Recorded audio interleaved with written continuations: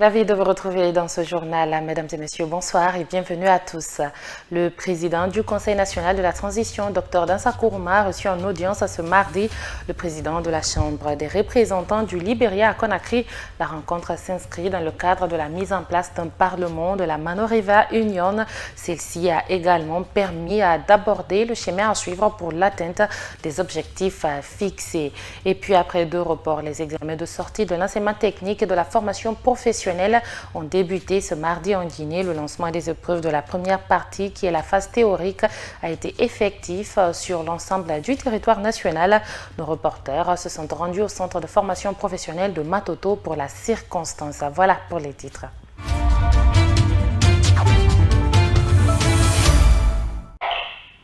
Encore bonsoir. Dans le cadre de la mise en place d'un parlement de la Mano River Union, le président de la Chambre des représentants du Libéria est à Conakry. Il a été reçu en audience par le président du Conseil national de la transition ce mardi dans la salle des actes du Palais du Peuple. La rencontre a permis de discuter des voies et moyens pour arriver aux objectifs attendus. En Soubaï le Baldé.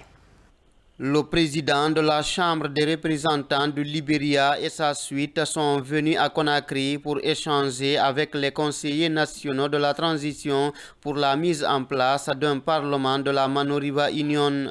C'est dans le cadre d'une tournée qui va toucher les 4 pays membres de l'instance sous-régionale. Il s'agira de mutualiser les efforts afin de mieux développer les nations inscrites dans cette union. La Mano River est dans un processus d'intégration, mais dont les instruments politiques et institutionnels n'ont pas été achevés. Et M. le Président a commencé ce périple par la Guinée pour engager le Parlement guinéen à co-construire avec les parlements des autres pays, du Libéria, de la Sierra Leone et de la Côte d'Ivoire, cette initiative de mise en place de ce Parlement pour mieux représenter les peuples de l'espace Mano River, qui est un espace d'intégration naturelle avec des cours d'eau qui nous unissent, des vastes forêts et aussi des potentialités en termes de ressources agricoles et minières. La Guinée enregistre la première étape de cette tournée dans l'espace de la Mano River Union. Honorable Richard Koun, président de la Chambre des représentants du Libéria, a salué l'accueil qui est réservé à sa délégation en Guinée. First of all, I want to thank my brother and friend, the president of the National Transitional Council. Je voudrais remercier mon frère, mon homologue président du Conseil national de la transition de la République de Guinée, pour avoir accepté l'invitation. Et nous comptons aussi lui rendre la monnaie lorsqu'il va venir chez nous aussi à Monrovia. Bien que le pays soit en transition, mais nous savons que le pays joue un rôle essentiel dans l'union du fleuve Mano. C'est à cet effet que nous avons décidé de venir lui rendre visite et faire de sorte que nous puissions travailler main dans la main avec les 3 autres pays qui sont le Libéria, la Sierra Leone et la Côte d'Ivoire, pour mettre en place un organe législatif de la Mano River Union pour que nous puissions parler d'une même voix et défendre les mêmes aspirations.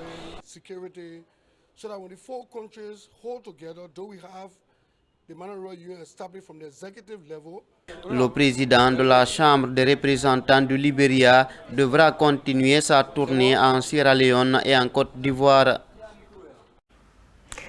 La Guinée dispose désormais d'une direction générale des élections. Cette direction, créée par le chef de l'État pour gérer les processus électoraux dans le pays pour un retour à l'ordre constitutionnel.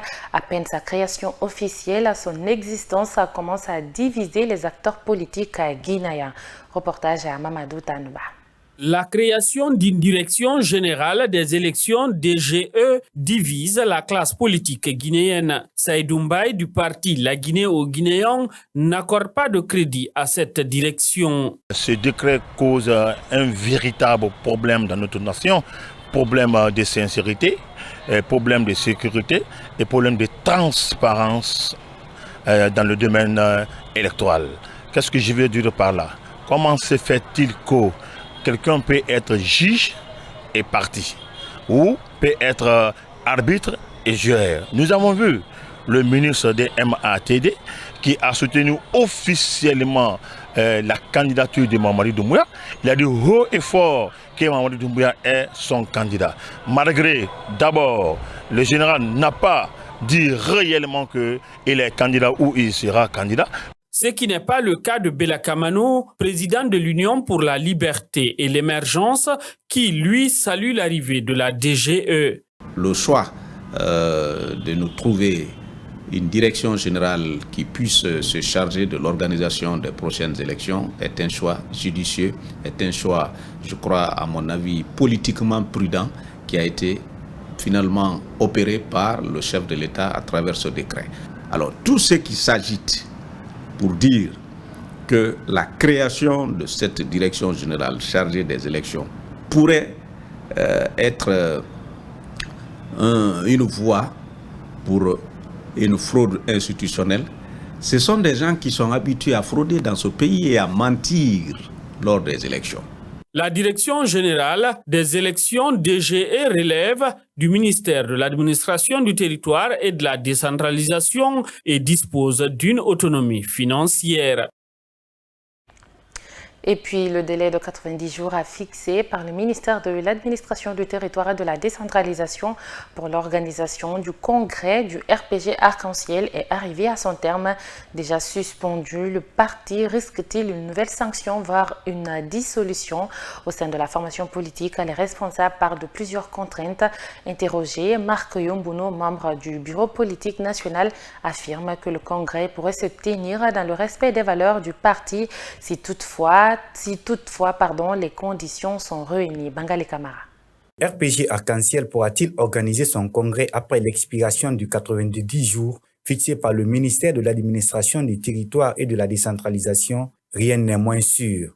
Au sein du parti, certains cadres évoquent des conditions encore non réunies pour la tenue du congrès. C'est ce qu'affirme Marc Yombouno, membre du bureau politique national. Nous avons répondu à 12 préoccupations. Il ne reste que le congrès. Et le congrès doit être réalisé par rapport aux principes, aux valeurs et aux textes des RPG Arc-en-Ciel qui sont très clairs. Aujourd'hui, le RPG n'a pas un environnement favorable, équilibré pour faire ce congrès à la va-vite. Et lorsque tous ces faits seront accordés, harmonisés, nous informerons l'opinion nationale et internationale de la tenue du congrès du RPG Arc-en-Ciel. Selon lui, il appartient à la direction des affaires politiques du ministère de l'Administration du Territoire et de la Décentralisation d'accompagner le parti pour permettre l'organisation effective du congrès. Nous pensions plutôt le contraire à votre commentaire. Nous pensions qu'aujourd'hui, cette direction du BATAP devrait accompagner le RPG à atteindre cet équilibre, à atteindre cet environnement propice pour organiser son congrès. Positivement, c'est ce que nous pensons, pas négativement. Entre pression des autorités et volonté d'un nouveau départ, le RPG Arc-en-Ciel marche sur une ligne étroite. Les 90 jours déjà épuisés, reste à savoir quelle sera la ligne directrice du parti dans les prochains jours. Comme annoncé en titre, les examens de sortie de l'enseignement technique et de la formation professionnelle ont débuté ce mardi 17 juin 2025 sur l'ensemble du territoire national. À Matoto, nos reporters Anso Bailo-Baldé et Mohamed Lamine Dafé se sont rendus au centre de formation professionnelle de la commune pour assister au lancement de la première épreuve de la phase théorique. Suivez le reportage.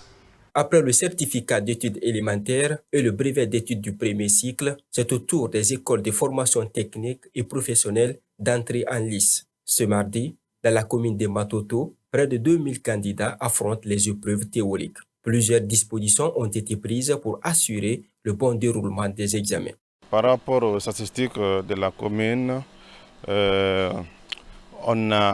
on a près de 2000 candidats aujourd'hui qui vont affronter l'examen théorique, puisque chez nous on a deux phases, la théorique et la pratique. Mais aujourd'hui les enfants sont là pour faire la phase théorique ce matin. Pour la bonne masse de cette grande examen aujourd'hui, la disposition est déjà prise depuis à l'amont. Vous voyez, la sécurité est là, la gendarmerie est là, la police est là, et les encadrés, tout est là, c'est bien encadré, vraiment ça se passe dans les meilleures conditions. C'est le président de la délégation spéciale des Matoto qui a procédé au lancement de la première épreuve au centre de formation professionnelle des Matoto. Moussa Diallo en a profité pour adresser des mots d'encouragement et des conseils aux candidats. C'est déjà une grande satisfaction, surtout quand on n'est pas arrêté par quelque chose, par n'importe quoi. Je suis très content pour tous ceux qui passent cet examen de sortie aujourd'hui. Ça va déterminer le résultat d'aujourd'hui, de cet examen-là, va déterminer leur futur. Pour ceux qui ont des conseils, comme je le dis toujours partout où je suis passé, surtout il faut être concentré, ne pas être stressé, lire les questionnaires, les comprendre avant de répondre. Parce que quand on ne comprend pas quelque chose, on risque de passer à côté. Donc on ne souhaite pas cela. Et surtout d'éviter aussi les cas de fraude, tout ce qui a été interdit de ne pas le faire. D'être dans les normes, d'être correct et surtout concentré. Dans ce centre, c'est l'épreuve des Français qui a ouvert le bal.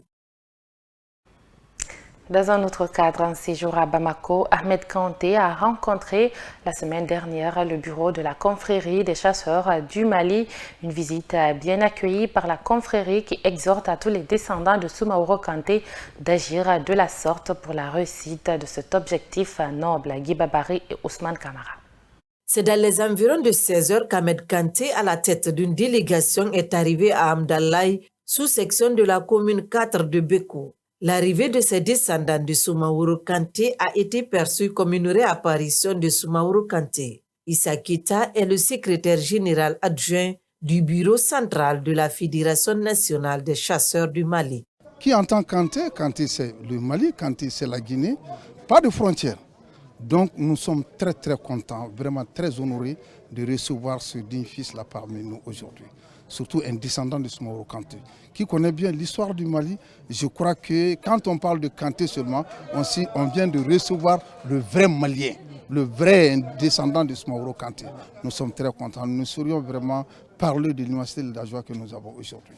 Et le message que j'ai à donner, c'est tout simplement que ce soit Kanté, Diarra, Traoré, qu'il soit en Guinée, au Mali, agissons de la sorte. Il vient de donner un très bon exemple, vraiment, de fraternité. Un très bon exemple justement d'association. Ça veut dire que l'on soit au Mali ou bien en Guinée, réfléchissons un peu, sachons qui rencontrer, voir qui aider, voilà, agir avec qui. Et il vient de donner l'exemple que les Kantés en Guinée sont les Kantés au Mali. Être avec la Fédération nationale des chasseurs du Mali, c'est comme si nous venons de recevoir un des dignes membres de cette fédération qui était parti se promener un peu et qui a des retours. Et nous a amené quelque chose. Merci infiniment. Accueilli par des pas de danse, rappelant l'histoire de Soumaoro Kanté, Ahmed Kanté a été touché par cet honneur à son égard. Vous savez, l'histoire du Mali et de la Guinée est une. Lorsque l'embargo a été décidé contre le Mali, il s'est trouvé ouvertement que notre gouvernement, dans un réflexe patriotique et historique, a pris la décision d'ouvrir ses frontières à nos frères et à nos sœurs maliens. Ça, c'est un geste fort. Nous ne sommes ici que dans la continuité de ce qui nous unit. Parce que ce qui nous unit est beaucoup plus que ce qui fait la différence entre nous. Donc nous sommes là pour un message de paix, rappeler à nos frères que nous sommes en Guinée, nous comptons sur eux et ensemble, nous allons bâtir une Afrique libre, digne et prospère. Et merci vraiment pour cet accueil. Cet accueil me va vraiment droit au cœur. Et je remercie une fois de plus notre patriarche qui est là, le doyen, pour s'être donné le temps de se déplacer, pour vraiment nous faire l'honneur de sa présence lors de cette visite qui au départ était une simple visite de courtoisie. Mais l'ampleur que cela a pris fait que sincèrement nous sommes très touchés. Cette journée s'est soldée par la visite dans la famille Keita qui, à son tour, n'a pas manqué de faire des prières en faveur de l'atteinte des objectifs visés avant de promettre de participer à ce combat noble. Et pour finir, la 22e journée de Ligue 1 guinéenne a régalé le public guinéen avec une série de rencontres sur le Orea AC, confirme son statut de leader avec une victoire face au Afia FC, son concurrent. Le FC Renaissance a de son côté laissé filer de précieux points, des victoires à l'extérieur, des matchs nuls, des surprises et des confirmations. Ce week-end a offert son lot d'émotions aux amateurs de football guinéen. Retour complet sur les faits marquants de cette journée qui s'est achevée ce lundi avec les dernières affiches avec Germaine Mansari. Le choc de la 22e journée entre le Afia FC et le Orea AC s'est joué ce vendredi 14 juin au stade Petit Sori de Nangor. Dans une ambiance électrique, les rouges et blancs de Matam se sont imposés sur la plus petite des marques, 1-0. Une victoire précieuse qui rapproche un peu plus le Orea du titre de champion. Le Afia FC, de son côté, subit une pression accrue. Dans le même temps, au stade de l'Amitié de Kamsar, le RCCK a concédé un match nul à domicile face à la Renaissance FC. Malgré une rencontre très animée, les visiteurs ont ouvert le score dès la 7e minute par Sekou Damaro Bangoura, servi par Nabila Issouma.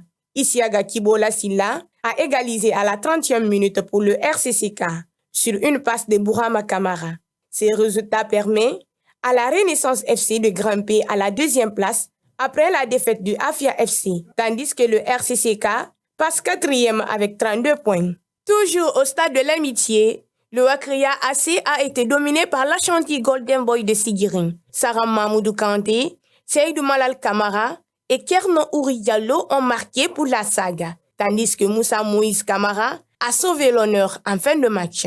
Ce succès permet à la SAG de grimper à la 4e place avec 35 points. Le Wakria, lui, reste en grande difficulté et lutte pour le maintien. Au stade de Yorokogia, le Luba FC a décroché une victoire importante dans la lutte pour le maintien en Ligue 1 guinéenne. Mohamed Sherif Kamara a ouvert le score avant que Suleiman Diaby n'égalise pour le Milo FC. Mais Abouaka Kamara a offert la victoire sur penalty en fin de match.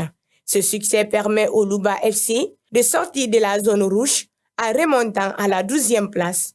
Le Milo reste toujours 8e avec 27 points. Dans un duel entre deux équipes en difficulté cette saison, l'AS Mineur de Sangaredi a décroché une précieuse victoire face à Sor Academy sur le score d'1-0, un succès qui permet aux Miniers de souffler un peu et remonter à la 10e place du classement avec 26 points. Déjà condamné à la relégation, Sor Academy reste dans lanterne rouge avec seulement 7 points au compteur après 22 journées. Dans un match délocalisé, l'AS Kaloum et la Flamme Olympique se sont livrés un duel intense. Un choc maîtrisé par le sous-marin jaune, mais qui s'est tout de même terminé sur un score nul et vierge. Ce match nul permet à la Flamme Olympique de remonter à la 11e place. Quant à l'AS Kaloum, ce match l'empêche de se rapprocher du top 6 au classement. Elle occupe la 7e place. Au classement général, le Orea AC conserve solidement la tête avec 48 points, devant le FC Renaissance 38 points et le Afia FC 37 points qui complètent le podium. En bas du tableau, le Wakria AC reste en zone de relégation, tandis que Sor Academy est déjà officiellement relégué en Ligue 2. Et voilà, c'est la fin de cette édition d'information. Merci à tous de l'avoir suivi. Au revoir.